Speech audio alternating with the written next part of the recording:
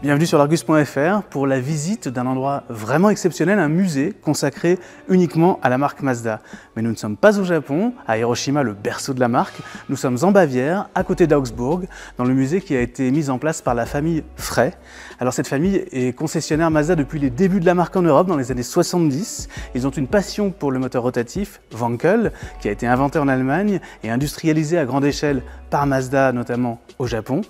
Ils ont collectionné à peu près tout ce qui se faisait de Mazda à moteur rotatif ou traditionnel, une collection vraiment unique au monde de 120 voitures, dont une cinquantaine sont exposées ici, dans cette ancienne halle de dépôt de tramway de la fin du 19e siècle, et nous allons en découvrir ensemble quelques exemplaires particulièrement remarquables.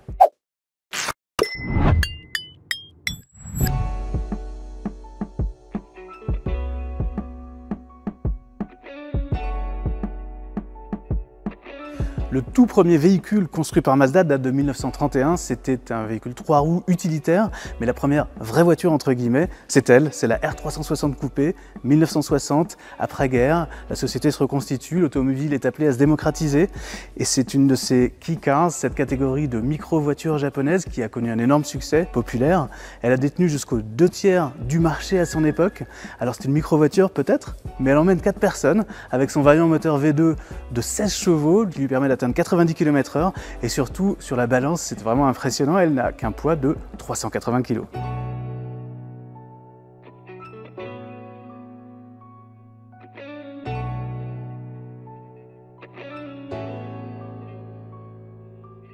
Mazda croyait dans les années 60 au moteur rotatif comme la solution mécanique du futur et pour cela il lui fallait une voiture, une première voiture avec moteur rotatif qui le montre de manière évidente, il fallait une voiture futuriste et clairement c'est le cas de cette Cosmo 116 Coupé qui marque un grand coup, c'est la première voiture avec un birotor, donc 2 rotors pour développer 110 chevaux, une puissance qui peut paraître modeste, mais elle pèse moins d'1 tonne, elle est capable d'atteindre 185 km/h et surtout, dès qu'elle a été sortie, elle a été mise à l'épreuve avec une course d'endurance vraiment spectaculaire sur le Nürburgring, 84 heures, pas moins. Au final, une 4e place qui prouvait qu'elle était à la fois performante, mais également endurante et fiable. Et ça, c'était une des choses vraiment importantes à prouver vis-à-vis de cette technologie.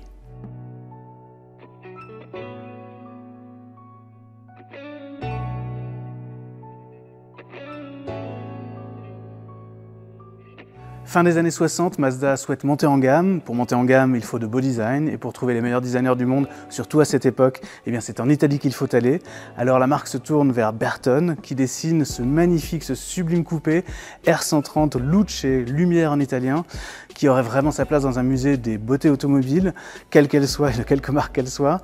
Une voiture qui reprend le birotor en version améliorée, 126 chevaux, qui est capable d'atteindre 190 km/h, donc des prestations tout à fait au niveau de ce qui se faisait à l'époque sur ce type de voiture. C'est la première fois qu'il est appliqué ici en traction avant, et c'est une voiture qui a connu un magnifique succès d'estime, à défaut d'avoir connu des grands chiffres de production.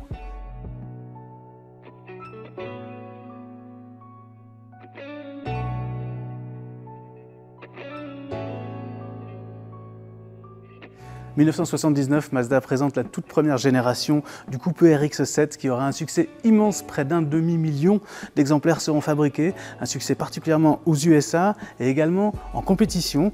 en IMSA en Amérique du Nord, aux 24 heures de Spa par exemple, et puis aussi en rallye en groupe B, par exemple cette version qui a fini 3e du rallye de l'Acropole de 1985.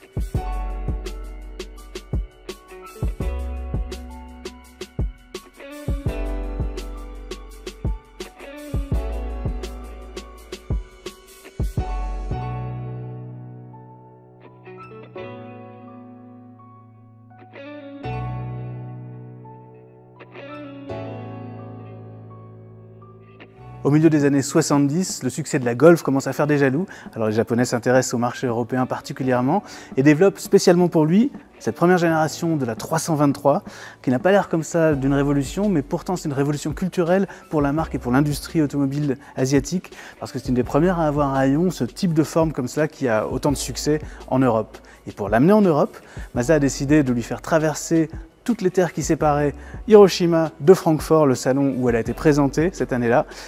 15 000 km pour faire preuve de sa durabilité, de sa solidité et montrer toutes ses capacités au public européen.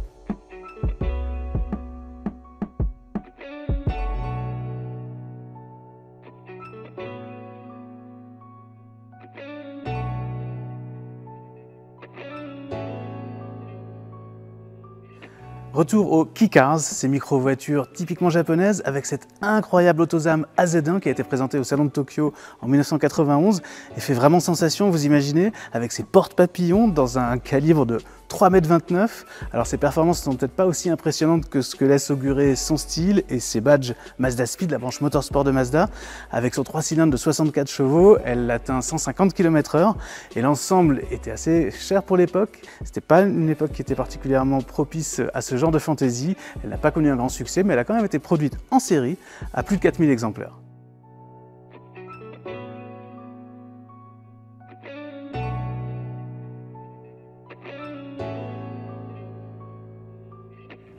Pour la plupart d'entre vous, la Mazda de référence est certainement cette MX-5, le Roadster réinventé, fin des années 80, 1989 pour être précis. Elle apparaît reprenant l'esprit des roadsters italiens ou anglais des années 50 et 60, faite à la mode japonaise, c'est-à-dire avec la fiabilité que peut apporter l'industrie japonaise, avec des lignes délicieusement rétro, mais aussi tout à fait dans leur temps, et puis une recette toute simple, la légèreté, l'équilibre, la répartition du poids 50-50, un moteur qui n'est pas forcément très puissant, 115 chevaux au départ, mais une grande légèreté et une énorme agilité, tout ça pour beaucoup de plaisir au volant.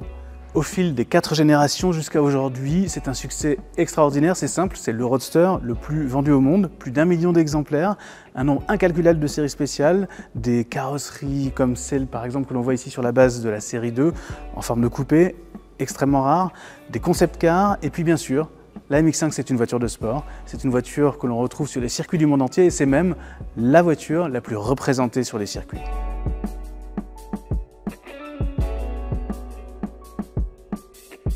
Les années 90 furent particulièrement fastes pour Mazda, fastes dans tous les sens du terme, rapide en anglais, puisqu'en 1991, la marque a gagné à la surprise de tous les 24 heures du Mans avec sa voiture à moteur rotatif. C'est également dans ces années-là, en 1991 exactement, que la 3e génération de la RX-7 est sortie.